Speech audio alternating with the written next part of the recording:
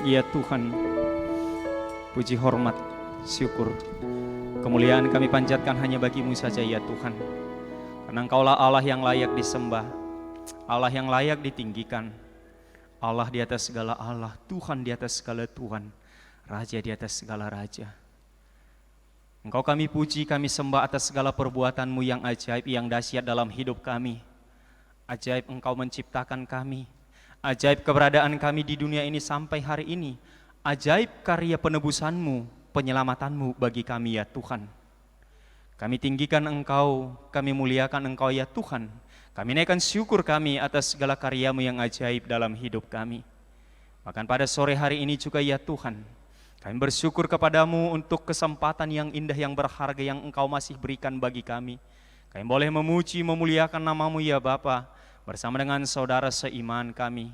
Kami bersyukur untuk kerelaan hati-Mu, untuk kesediaan hati-Mu ya Tuhan, memberkati kami hingga kami boleh bertemu di tempat ini. Bahkan sukacita kami semakin bertambah dan melimpah ketika beberapa saudara-saudara kami berulang tahun pada hari ini ya Tuhan. Kami berdoa bagi Ibu Suryani, Ibu Herna Hakim, Ibu Reni Adelina Simatupang, Ibu Valentin Ciunardi, Saudari Febri Domingus Nenggolan, Saudari Benedita Elizabeth Simbolon, bahkan juga yang berulang tahun dalam minggu ini, baik kelahiran maupun pernikahan. Sebagaimana Engkau telah memberkati mereka di waktu-waktu yang lampau, maka kami yakin dan percaya Engkau akan semakin melimpahkan berkat-Mu bagi mereka di waktu-waktu yang datang, di sisa hidup, di sisa waktu yang Engkau berikan bagi mereka. Curahkan, limpahkan segala berkat kebaikan bagi mereka, dan Roh Kudus senantiasa menuntun mereka untuk lebih dekat lagi kepada Tuhan. Kami juga berdoa ya Tuhan untuk kerinduan hati kami, bagi saudara-saudara kami ya Tuhan, orang-orang yang dekat dengan kami ya Tuhan, keluarga jemaat-Mu, keluarga tubuh-Mu ini ya Tuhan, yang belum menerima Engkau sebagai Tuhan dan Juru Selamatnya. Kami berdoa bagi Bapak Hendra Mulyawan, suami Ibu Devi. Kami berdoa bagi Bapak Hadi Suroyo, suami Ibu Seni Senorita ya Tuhan. Tuhan, kami yakin dan percaya Engkau juga mati untuk menebus mereka ya Tuhan. Keselamatan-Mu tersedia, terbuka juga bagi mereka ya Tuhan. Oleh karena itu di sini kami sehati ya Tuhan berseru memohon kepadamu, Roh Kudus Tuhan yang menjamah hati mereka, untuk mereka boleh menerima Engkau, mengimani Engkau sebagai Tuhan dan Juru Selamatnya. Bahkan juga bagi kami ya Tuhan, anggota keluarganya juga berikan keberanian untuk memberitakan Injil. Pakai kami ya Tuhan menjadi sarana, menjadi alat-Mu untuk memberitakan berita keselamatan itu. Tuhan, kami juga berdoa untuk bencana yang melanda seluruh dunia pada saat ini ya Tuhan, secara khusus daerah Asia ya Tuhan, untuk virus corona ya Tuhan. Tuhan, kami mohon hikmat pertolongan yang daripada Tuhan bagi setiap peneliti, para medis yang bekerja ya Tuhan. Tuhan berikan hikmat untuk boleh menemukan vaksin ataupun obat ya Tuhan untuk virus ini ya Bapa, sehingga tidak banyak lagi korban yang berjatuhan ya Tuhan. Bahkan juga bagi para medis yang berada di garda terdepan ya Tuhan, yang menanggung begitu berat beban ya Tuhan, menyaksikan orang-orang yang mereka tangani, yang mereka obati harus meninggal, harus mati ya Tuhan, menjadi tekanan yang sangat berat bagi mereka ya Bapa. Perlengkapi mereka ya Tuhan, topang mereka senantiasa, kiranya mereka boleh tetap mendapatkan kekuatan yang ekstra, kekuatan yang baru yang daripada Tuhan. Bahkan juga ya Tuhan, karena kan tugas tanggung jawab yang mereka harus emban, mereka harus diisolasi dari keluarga mereka ya Bapa. Kami mohon kepadamu Tuhan juga yang menopang setiap anggota keluarga mereka ya Tuhan, sehingga ya Tuhan virus ini tidak mengurangi sukacita pengharapan mereka ya Tuhan, tetapi kami boleh mengambil hikmah dari setiap peristiwa yang terjadi dalam hidup ini. Kami juga berdoa untuk perekonomian dunia ya Tuhan, bahkan juga Indonesia secara khusus. Berkatilah ya Bapa, jauhkan segala perang dagang ya Tuhan, yang lebih mementingkan ego sektoral, yang lebih mementingkan kemajuan, kesejahteraan bangsa masing-masing ya Tuhan. Di mana di dunia sekarang ya Tuhan, kami yang saling terkoneksi, kami yang saling terkait satu dengan yang lain sebagai satu bangsa di dunia yang serba digital ini ya Tuhan. Mampukan kami untuk bersama-sama bergandengan tangan untuk memajukan kesejahteraan dunia ini, bukan hanya kesejahteraan kota ataupun kesejahteraan bangsa masing-masing ya Tuhan. Sikap saling menjatuhkan, bahkan perang dagang ya Tuhan, kiranya semua disingkirkan, tetapi biarlah kami ya Tuhan bersama-sama untuk menciptakan masyarakat adil dan makmur di seluruh dunia ini. Bapa, di sini kami juga hadir dengan hati yang mau mendengarkan firman-Mu, hati seorang murid, hati yang mau dididik. Roh Kudus Tuhan yang melawat menolong setiap kami ketika kami mendengarkan firman-Mu ya Bapa. Bahkan juga Roh Kudus yang menguasai telinga pendengaran kami, sehingga kami boleh fokus, boleh mendengar suara Tuhan. Kuasai setiap kami ya Tuhan, sehingga pemberitaan firman ini boleh berjalan dengan baik. Firman yang hamba beritakan ya Tuhan, itu boleh tertanam, bertumbuh, bahkan termaterai dalam kehidupan jemaat-Mu, dalam kehidupan kami. Dalam nama Yesus kami berdoa, amin. Bapak Ibu yang dikasih Tuhan, renungan bagi kita pada sore hari ini diangkat dari kitab 1 Petrus 2 ayat yang ke-11 hingga 17.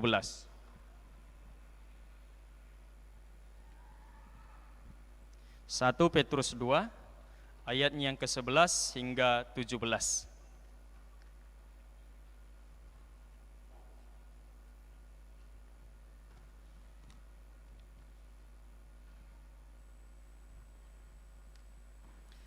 Kita baca secara bergantian, saya ayat yang ke-11 sama Tuhan ayat yang ke-12. 1 Petrus 2 ayat 11 hingga 17, demikian firman Tuhan. Peringatan untuk hidup sebagai hamba Allah. Saudara-saudaraku yang kekasih, aku menasihati kamu, supaya sebagai pendatang dan perantau, kamu menjauhkan diri dari keinginan-keinginan daging yang berjuang melawan jiwa.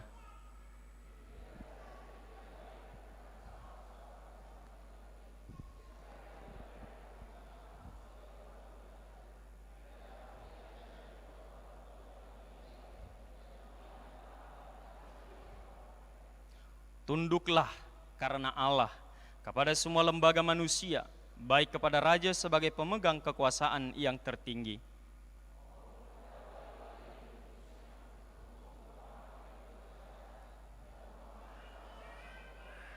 Sebab inilah kehendak Allah, yaitu supaya dengan berbuat baik kamu membungkam kepicikan orang-orang yang bodoh.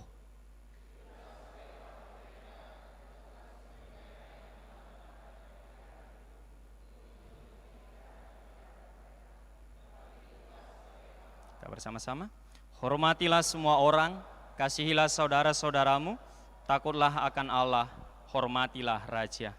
Amin. Gemie Prata? Masih lambat responnya. Sekali lagi, Gemie Prata? Yesus hidup dalam. Yes. Silakan duduk, jemaat yang dikasihi Tuhan. Jemaat yang dikasihi Tuhan kita Yesus Kristus, kita sekarang hidup di dunia di mana orang-orang lebih fokus kepada dirinya sendiri daripada lingkungan di sekitar. Ya. Bahkan fokus kepada diri sendiri ini juga terbawa dalam gaya kehidupan kerohanian orang-orang percaya. Ya. Tidak jarang kita menyaksikan di gereja-gereja, secara khusus gereja yang dikatakan mega church, ya, ibadah, pujian, penyembahan begitu dahsyat. Ya. Ibadah penyembahan dengan aksesoris dalam arti pendukung sarana ibadah yang luar biasa. Ya. Tetapi tidak jarang orang di samping tidak saling kenal. Ya. Ketika kuliah, saya termasuk orang yang hobi ibadah berpindah-pindah. Minggu pertama di GMI, minggu kedua ke Katolik, minggu ketiga ke GBI, minggu keempat ke HKBP, mau dengar kur, itu ya. Ketika di gereja-gereja, saya nggak usah sebutkan gerejanya ya, yang sekali ibadah itu bisa 2.000 orang, ya. Ketika ibadah di sana, wow, itu begitu asik, ya, begitu menyenangkan, ya. Bahkan tidak sedikit dari antara jemaat itu sampai mencurahkan air mata. Luar biasa, artinya apa? Artinya hatinya begitu tersentuh. Ya, Bapak Ibu, begitu tersentuh. Tetapi setelah selesai ibadah, ini kebetulan ibadahnya di lantai 6 di sebuah mall, mau ke lift, apa yang terjadi? Sak, sak, sak, sak. orang saling berebut. Sehingga pujian penyembahan tadi yang begitu dahsyat, yang begitu luar biasa tadi, yang begitu menggetarkan jiwa itu, menggetarkan jiwa lah ya sampai nangis ya. Sepertinya selesai hanya ketika amin amin atau ketika Bapak terima kasih. Oh itu kan Pak Pendeta di gereja yang besar, kalau gereja yang kecil enggak cak itu kok, ya. Apalagi gereja yang sedang-sedang, cak GMI Efrata ini, ya. Bapak yang dikasih Tuhan di gereja yang kecil juga enggak jauh beda, ya. Saya juga pernah menghadiri satu ibadah Natal, ya, di desa, kampung, dusun kata wong Palembang, ya. Ketika ibadah, wow, penampilannya, ya pakaian lebih wah lah dari minggu-minggu biasanya. Biasa itu ya kalau orang Kristen kalau Natal itu biasa lebih wah. Kita juga di sini seperti itu, ya. Nah, ibadah berjalan selesai bisa 2 jam, 2,5 atau bahkan sampai 3 jam, ya. Begitu antusias terlebih-lebih kalau diundang pengkhotbah yang dalam tanda kutip top lah kita katakan ya. Lalu setelah selesai pulang ibadah biasa ada makan. Apa yang terjadi? Ada beberapa orang yang tidak dapat makanan, maka tidak jarang yang keluar adalah sumpah serapah. Tidak ada bedanya dengan orang yang di pasaran sana. Atau lebih parahnya lagi dapat makanan tetapi rasanya tidak seperti ekspektasi. Maka tidak jarang yang keluar adalah, apa ini? Masa uang Natal sekian ratus juta makannya cuma seperti ini? Bapak Ibu yang dikasih Tuhan, fenomena ini menunjukkan bahwa ketika orang menyembah, ketika orang beribadah, orientasinya bukan lagi apa yang dapat saya perbuat, apa yang dapat saya persembahkan kepada Tuhan melalui saudara-saudara saya, melalui orang-orang di sekitar saya. Apakah kehadiran saya bisa memberikan makna, bisa memberikan arti bagi sesama saya, bagi lingkungan saya. Bukan lagi, orientasi beribadah adalah apa yang bisa saya dapatkan dari gereja. Apakah kepuasan rohani, kepuasan batin, kepuasan jiwa, tanpa lagi mempedulikan orang lain. Maka teolog berkata, kekristenan sekarang adalah kekristenan yang begitu wah dari segi penampilan, tetapi tidak mengakar, tidak mendalam. Kenapa? Bisa jadi di satu jemaat itu telah bergereja di satu gereja yang sama selama puluhan tahun, tetapi tidak saling kenal, tetapi tidak saling sapa, tetapi tidak saling mengetahui. Tapi di GMI Efrata, saya yakin saling kenal semua, saling sapa semua. Walaupun kadang kalau caroling, nanya-nanya alamat juga gitu ya, tapi kenallah orangnya, Osianonya itu. Nah Bapak Ibu dikasih Tuhan kita Yesus Kristus. Manusia semakin individu. Bahkan nilai-nilai rohani dianggap hanya untuk dirinya saja. Kehidupan kerohanian itu dianggap hanya untuk memuaskan kebutuhannya semata-mata tanpa memikirkan setelah saya menerima ini, setelah saya mendengarkan firman Tuhan, setelah saya menerima keselamatan, setelah saya mendengarkan kabar baik, apa yang harus saya lakukan? Kehadiran orang percaya sering tadi tidak lagi dianggap, dipahami sebagai mendatangkan perubahan. Maka Bapak Ibu yang kasih Tuhan kita Yesus Kristus, bersyukur dalam bulan ini kita berbicara tentang perubahan-perubahan. Mengapa?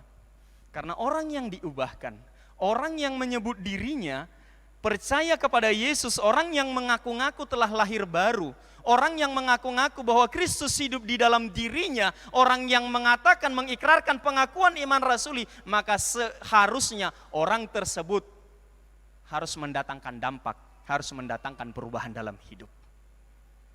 Dalam bulan-bulan ini kita telah berbicara tentang perubahan. Perubahan pikiran, perubahan perkataan, perubahan tingkah laku ataupun cara hidup.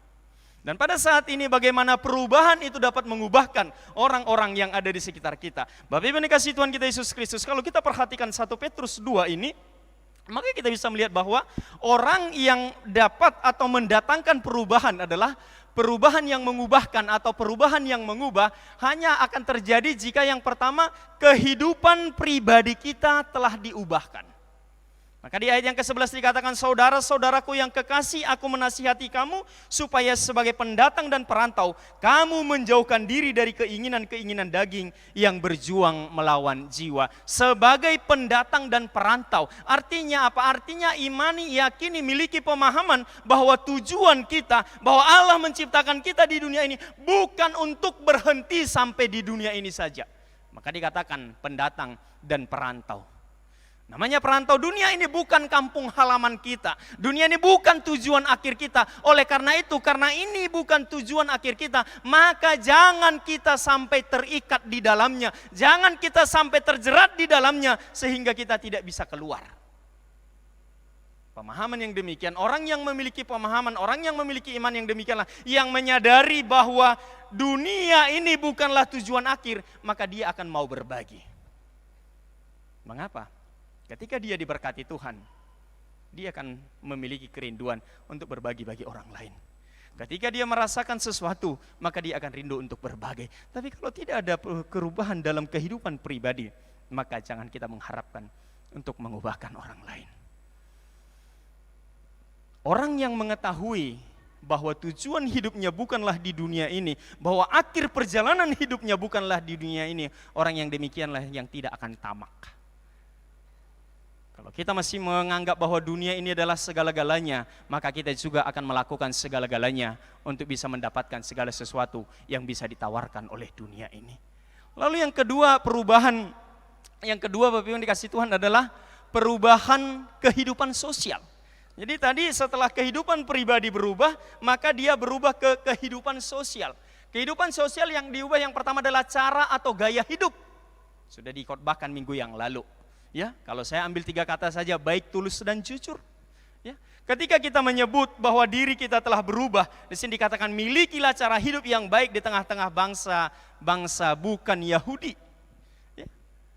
Cara hidup yang berubah berarti kita berbeda dengan orang lain. Bagi anak muda, ya, bagi yang berpacaran, kalau gaya hidup telah berubah, kalau kita telah diubahkan oleh Kristus, maka pacaranlah berbeda dengan orang-orang yang lain. Jangan sama atau lebih parah dari orang yang tidak mengenal Tuhan. Ya. Apalagi bagi yang kasmaran, ya. Kadang karena kasmaran naik motor suka aneh-aneh kan? Kalau pemuda ya. Apalagi motor sekarang kan suka nungkit itu ya. Saya kadang suka ketawa kalau lihat gitu ya. Ya, udah nungkit, pantatnya dipanjangi lagi gini. Ya. Kita lihat, kita tanya, baru pulang dari gereja pula itu, astagfirullah. Apa bedanya dengan orang yang tidak percaya? Ketika gaya hidup kita telah diubahkan, bagi yang jomblo, jadilah menjadi jomblo yang elegan. Jangan jomblo murahan, atau jangan mengobral kejombloan Anda. Ya. Bagi yang telah diubahkan gaya hidup, di dalam perkataan, keluarkanlah perkataan-perkataan berkat. Ya. Sehingga dengan kebaikan-kebaikan, dengan hal-hal yang baik, maka bisa mengubah orang-orang yang ada di lingkungan kita. Ketika kita hidup baik, tulus, dan jujur, saya yakin orang-orang di sekitar kita itu akan diubahkan. Ya. Ayat 12 dikatakan, sehingga ya, mereka dapat melihat dari perbuatan-perbuatanmu yang baik dan memuliakan Allah pada hari Ia melawat mereka. Di sini diambil kata fitnah, karena pada saat itu memang orang Kristen sering difitnah. Lalu yang kedua, dalam kehidupan sosial, maka yang perlu diubah juga adalah ketundukan dan kepatuhan. Ketundukan atau kepatuhan, kepatuhan kepada pemerintah. Ayat yang ke-13 hingga ayat yang ke-15, tunduklah karena Allah kepada semua lembaga manusia, baik kepada raja sebagai pemegang kekuasaan yang tertinggi, maupun kepada wakil-wakil ataupun wali-walinya. Ya. Kalau kita sedikit ke belakang, situasi jemaat mula-mula ketika surat ini dituliskan oleh Petrus, maka mereka sedang berada di bawah pemerintahan Romawi, di bawah Kaisar Nero. Kaisar yang sangat sadis, kaisar yang sangat kejam. Ya, bahkan literatur sejarah, ya, ada satu buku itu dulu pernah saya baca, The Cry of Martyrs, ya, tangisan atau air mata para martir. Ya, di sana digambarkan Bagaimana orang-orang percaya itu kadang dimasukkan ke kandang singa, ya, atau ke kandang harimau, ya, lalu ada yang dibakar hidup-hidup, ya, ada tokoh-tokohnya, ya. Pada saat itu saya dipinjamkan jemaat itu buku, ya. Artinya kepada pemerintah yang demikianlah Petrus berkata, firman Tuhan ini ditujukan, hormatilah mereka. Bapak Ibu yang dikasihi Tuhan kita Yesus Kristus, memang kerajaan Allah itu adalah kerajaan yang sungsang, ya. Kerajaan yang serba terbalik. Kita sudah dianiaya, pemerintahnya tidak takut akan Tuhan, justru pemerintah yang seharusnya mendatangkan kesejahteraan, kemakmuran bagi rakyat yang dipimpinnya, tetapi justru menindas, menganiaya karena iman. Tetapi kepada mereka pun Allah tetap berkata, hormatilah mereka. Bapak Ibu yang dikasihi Tuhan kita Yesus Kristus, bagaimana dengan kehidupan kita? Saya yakin keadaan kita berbangsa dan bernegara tidaklah seperti separah mereka ini. Yang walaupun tidak juga bisa kita pungkiri bahwa pemerintahan kita belum sepenuhnya berpihak kepada kita, atau belum sepenuhnya melaksanakan hukum seperti yang tertulis. Masih ada kepentingan-kepentingan ataupun tafsir-tafsir sesuka hati, terutama berkaitan dengan kebebasan kita di dalam beragama. Tetapi bagaimanapun bentuk pemerintahan kita, bagi kita orang-orang percaya tidak ada alasan untuk memberontak, tidak ada alasan untuk komplain kepada mereka. Lantas Pak Pendeta, kalau mereka sudah menindas, bagaimana kita mau memperbaiki situasi ini? Bagaimana kita mau memperbaiki keadaan ini? Kalau bagi sekarang, bagi anak muda saya katakan, terlibatlah di dalam politik. Jangan alergi, jangan anti dengan hal-hal yang berbau politik. Jangan alergi, jangan anti. Jangan seolah-olah dunia politik itu adalah dunia yang sangat kotor sehingga kita orang yang kudus enggak layak masuk ke dalamnya. Dunia politik itu adalah dunia yang penuh dengan tipu daya sehingga kita yang kudus ini enggak masuk, enggak layak ke dalamnya. Kalau kita memang meyakini ya, bahwa kita telah ditebus, kita telah dikuduskan, maka terlibatlah di sana. Lakukanlah pembaharuan, lakukanlah perubahan, berikan ide-idemu dengan sarana fasilitas yang disediakan oleh negara kita ini. Tapi sebagai gereja memang dilarang untuk berpolitik praktis, tetapi sebagai individu, sebagai orang percaya yang memiliki hak dan tanggung jawab yang sama untuk kemajuan bangsa dan negara ini, terlibatlah. Tetapi berpolitiklah dengan cara Yesus, berpolitiklah dengan nilai-nilai kebenaran, berpolitiklah dengan prinsip-prinsip kerajaan Allah. Memang tidak populer, memang tidak sesuai dengan tuntutan zaman, atau bahkan mungkin bisa jadi karena pilihan gaya politik kita akan dibenci. Tetapi lakukan itu, kerjakan itu. Dan yang berikutnya juga kita bisa melakukan hal-hal yang baik. Bagi kita yang sudah orang tua, terlibatlah di rapat-rapat RT. Ya. Rapat-rapat lingkungan yang dilakukan Siskamling dan lain sebagainya. Kalaupun Anda punya begitu banyak uang, jangan kasih uang lalu enggak usah ikut. Itu beda. Ya. Sesibuk apapun kita, coba usahakan. Ya, enggak bisa tiap minggu, kalau memang pas di jadwal kita, ya sekali sebulan. Sediakan waktu untuk duduk di pos kamling itu kalau ada. Sediakan waktu untuk duduk bersama-sama dengan mereka. Beda, kalau kita katakan kasih, kita ibaratkan mengganti kopi teh mereka ketika katakanlah Siskamling ya, atau rapat di RT, kita tanggung semua konsumsi mereka. Mungkin karena berkat Tuhan melimpah dalam hidup kita, kita kasih 500.000 atau 1 juta. Orang akan berkata kita baik. Tetapi ketika kopinya habis, ketika tehnya habis, ketika snacknya habis, maka ya habislah itu kebaikan itu. Tetapi ketika kita hadir di sana, ketika kita menyediakan waktu untuk bercengkerama, untuk bersenda gurau dengan mereka, yang walaupun memang awal-awalnya kita akan merasa asing, ya, tetapi kalau itu terus-menerus dilakukan, maka yakinilah, saksikanlah, kita akan mengalami perubahan. Lingkungan tempat kita berada itu akan mengalami perubahan. Bapak Ibu yang dikasihi Tuhan kita Yesus Kristus, saya ingin sedikit sharing. Ya, bagaimana ketika di tempat pelayan yang lama, ketika membangun gereja, ketika jemaat bersama-sama mau terlibat di dalam lingkungan, ya, bahkan ketika mereka sebelum gereja didirikan, ketika mereka membangun musola, ya, itu jemaat kita arahkan. Ya. Berikan seng, berikan semen. Ya. Lalu dari gereja juga kita selalu anggarkan. Ya, ketika lebaran haji, kurban, kita anggarkan untuk membeli seekor kambing. Ya, cukup endaknya ya kurang lebih lah itu, ya, tergantung besar kecilnya kambing lah itu ya. Kita rupiahkan lah, kita uangkan. Ya, itu kita lakukan. Ya. Lalu ketika ada rapat-rapat, ya, jemaat kita arahkan untuk ikut di sana. Apa yang terjadi Bapak Ibu yang dikasihi Tuhan? Ketika mau didirikan gereja untuk mendapatkan izin lingkungan, ya, itu begitu enak. Yang mengumpulkan tanda tangan bukan hanya jemaat, yang muslim pun ikut keliling ke rumah-rumah. Dia yang mengurus. Lalu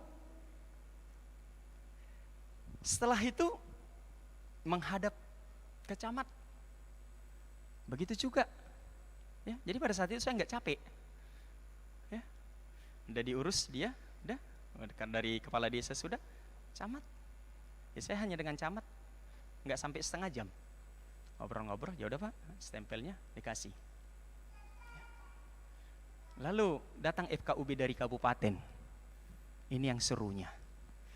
Datang bersama dengan kepolisian, dibawa, lalu saya ngobrol. Saya tinggalkan mereka di rumah RT. Saya panggil ustadznya, saya panggil tokoh-tokoh mereka yang haji-haji. Ya, saya tinggalkan. Pak, silakan orang Bapak ngomong, silakan diperiksa ini tanda tangan. Saya tinggalkan biar bebas berbicara. Mengapa saya berani meninggalkan Bapak Ibu yang dikasihi Tuhan? Karena saya tahu, saya yakin apa yang telah dilakukan selama ini, dan saya bisa membaca situasi itu. Dan memang, ya, apa yang disaksikan di situ oleh ustadznya, iya Pak, ini tanda tangan saya, ini KTP saya, dan memang benar saya yang menandatangani. Aman-amanlah kami di sini, nggak ada apa-apa. Ketika apa? Ketika orang percaya mau terlibat dalam kehidupan bermasyarakat. Jadi perubahan itu nggak usah kita mulai atau nggak usah kita menunggu ada hal yang besar dulu, tetapi lakukanlah dari hal-hal yang kecil. Bahkan juga ketika ada pengobatan gratis dari distrik yang mendadak karena di satu tempat ditolak, ya, pada saat itu Pak Gembala kita itu DS-nya dialihkan ke tempat pelayanan kami yang dulu. Ya, dalam situasi hitungan minggu, tinggal 1 minggu, ya, saya menghadap ke kepala desa mohon izin untuk mendatangi RT-RT untuk bagi brosur. Apa kata kepala desa? Kepala desa muslim. Ya. Apa kata dia? Udah Pak Pendeta, gak usah pala capek. Sinilah, biar nanti kami pertemuan RT saya yang bagi. Ada nggak spanduknya? Biar saya suruh ditempel. Pada saat itu kita memang nggak buat spanduk, karena memang mendadak gitu ya. Ya. Sini saya bagi nanti, kebetulan hari Jumat kami nanti pertemuan dengan semua RT, biar diumumkan. Bahkan kadesnya menawarkan, kalau perlu nanti perawat, silakan. Ya terjadilah, masuklah mereka ke dalam gereja pengobatan dengan pakaian khas iman mereka. Kenapa itu bisa terjadi Bapak Ibu dikasihi Tuhan? Ketika orang-orang percaya mau terlibat, ketika orang-orang percaya mau terjun, ketika orang-orang percaya mau berbagi, peduli dengan lingkungan. Ya, apa yang dilakukan ketika 17 Agustus kasih, tapi ini itu juga jemaat itu saya puji Tuhan lah ya, dia kasih pribadi tapi dia sebut nama gereja, ya, dari pribadinya tapi ini dari gereja katanya gitu, ya. Misalnya kan Panjat Pinang, ya, berapa sih hadiah utama kalau satu televisi, ya, paling 2 juta paling besar ya, ya ini dari gereja Pak katanya gitu, dia nggak pakai nama dia pribadi, akhirnya gereja itu menjadi berkat, ya. Tunduk kepada pemerintah. Kita nggak usah melawan, karena kalau melawan ya memang dari segi jumlah kita kalah, nggak ada cerita. Ya.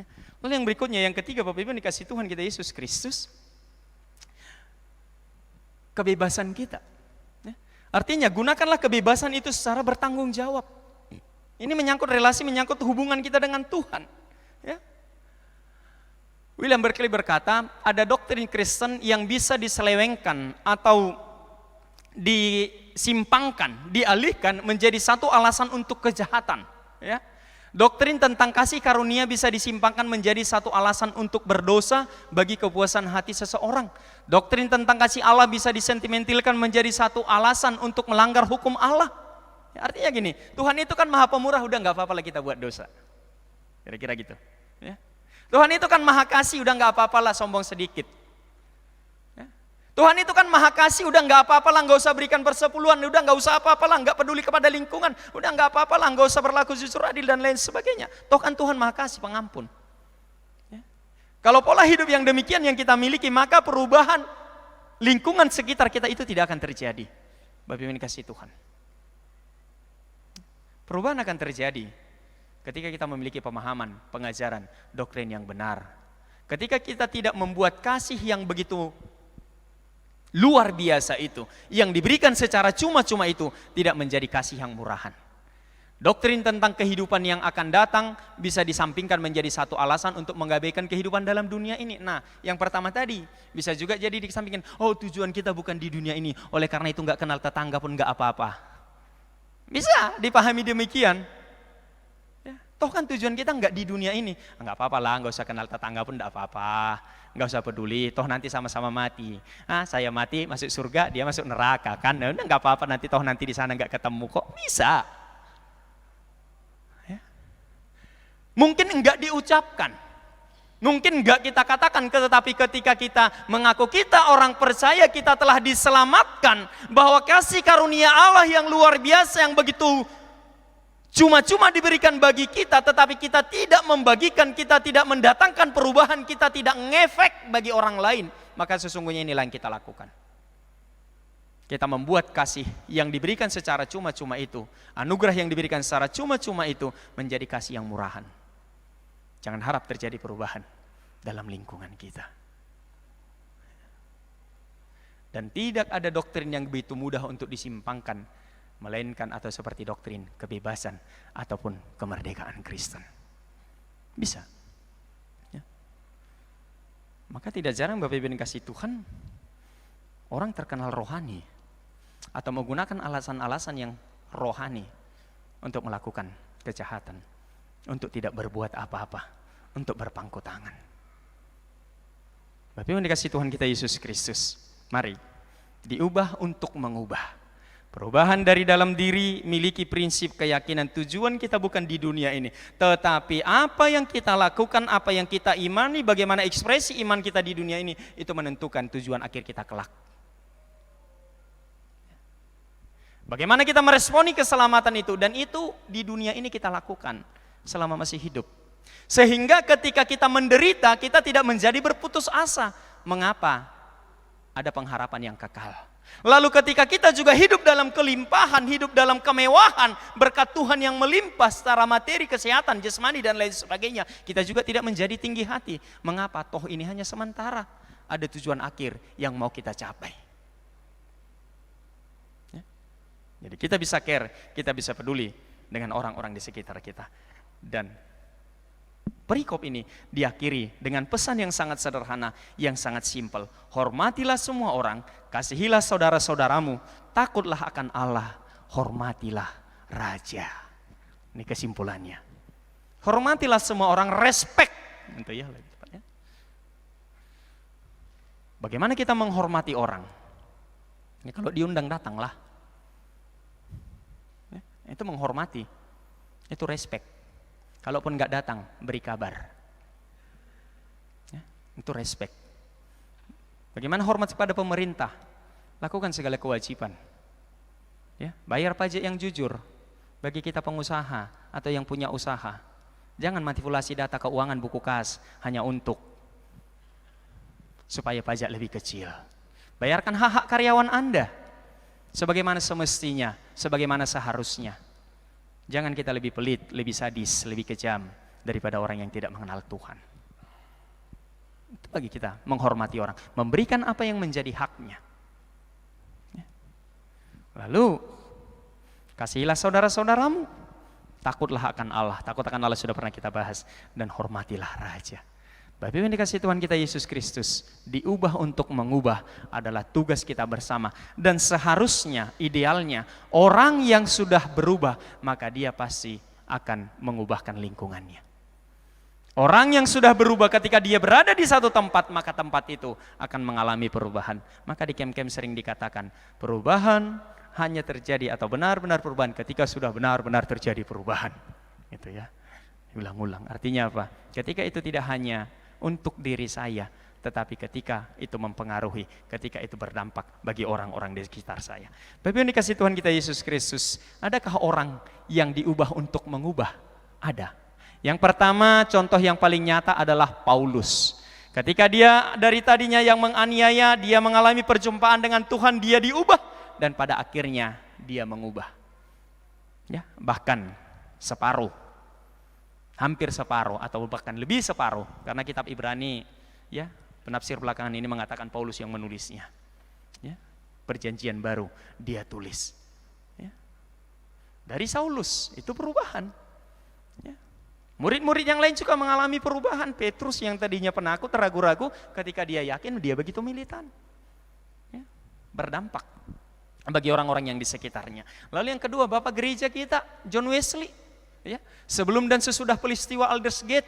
Ya, apa yang terjadi sebelum peristiwa Aldersgate, imannya masih hanya sekedar untuk dirinya sendiri. Keraguan-raguan setelah peristiwa Aldersgate yang kita rayakan setiap 24 Mei. Maka terjadi perubahan yang dahsyat di Inggris. Bahkan sejarawan dunia, sejarawan Inggris, sejarawan sekuler mengakui karena karya, karena pemikiran atau karena kerja keras, karena karya John Wesley lah, maka Inggris terhindar dari revolusi sosial pada saat itu. Di Perancis sudah terjadi, padahal ini Perancis dan Inggris sama-sama bentuk kerajaan. Revolusi sosial. Tapi ketika John Wesley diubahkan, pemahamannya tentang Tuhan, pengenalannya akan Tuhan, kepastian akan keselamatan, dia miliki cara pandang yang baru, pada akhirnya dia mengubahkan Inggris. Bapak Ibu yang dikasihi Tuhan kita Yesus Kristus, ya, mari, bagi kita yang telah diubah, bagi kita yang telah menerima Kristus sebagai Tuhan dan Juru Selamat kita, mari kita tunjukkan perubahan itu dengan mengubah orang-orang yang ada di sekitar kita. Mengubah bukan dengan perkataan, mengubah bukan dengan ucapan, tetapi melalui gaya hidup kita. Memang situasinya tidak selalu ideal. Situasinya tidak selalu seperti yang kita prediksi. Situasinya tidak selalu seperti yang kita harapkan. Selalu banyak tantangan, selalu banyak pencobaan, selalu banyak kesulitan, selalu banyak rintangan. Tetapi yakinilah, sebagaimana firman Tuhan berkata, Tuhan atau aku akan menyertai engkau senantiasa sampai kepada akhir zaman. Tuhan memberkati. Kita berdoa. Terima kasih ya Tuhan, untuk firman yang boleh kami dengar. Ya, firman ini boleh mengingatkan kami ya Bapa, bagaimana seharusnya kami hidup. Bahwa ketika kami menerima Engkau sebagai Tuhan Juru Selamat kami, ketika kami diubahkan dari orang yang berdosa menjadi orang yang dikuduskan, dari orang yang bersalah menjadi orang yang benar, dari orang yang dimurkai, dikutuk menjadi orang yang diberkati, maka seharusnya perubahan yang kami alami itu juga harus kami bagikan, harus kami sharingkan, harus kami beritakan kepada lingkungan di mana Tuhan menempatkan kami. Lewat perkataan, lewat perbuatan, lewat ketaatan, lewat gaya hidup kami ya Tuhan. Sehingga semakin banyak orang yang boleh menerima Engkau sebagai Tuhan Juru Selamat, semakin banyak orang, semakin banyak jiwa-jiwa yang memuliakan Engkau. Roh Kudus menolong kami untuk melakukan firman-Mu. Dalam nama Yesus kami berdoa. Amin.